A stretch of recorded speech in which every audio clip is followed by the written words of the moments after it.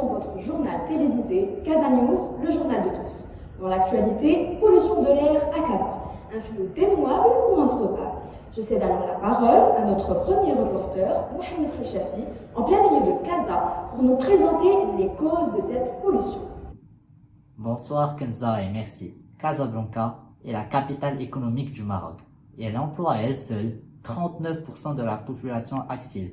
Ceci contribue grandement à la prolifération de gaz polluants tels que le dioxyde de carbone et le dioxyde de soufre.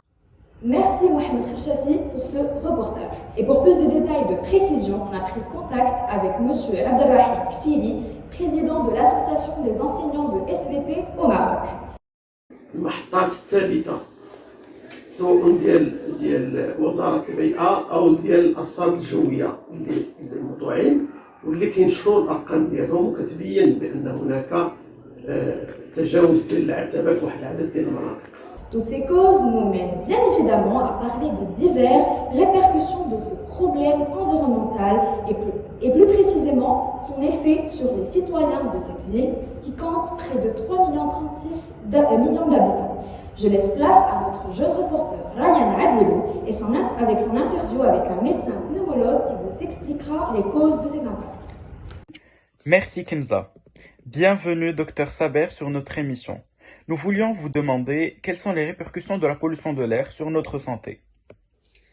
L'appareil respiratoire est l'appareil le plus exposé à la pollution de l'air.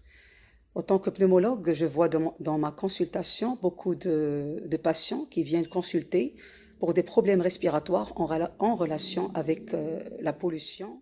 Merci à Ryan pour cette interview. Alors, causes, conséquences, tout est dit. Mais qu'attendons-nous donc pour agir? Les solutions sont diverses et variées. Il suffit de les appliquer pour se débarrasser de cette pollution de l'air. Les solutions qu'on vous propose.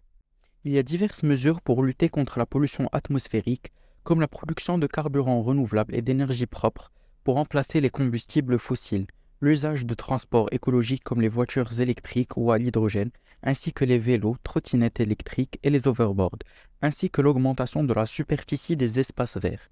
Un autre moyen est l'interdiction de la circulation des poids lourds dans les grandes artères des métropoles.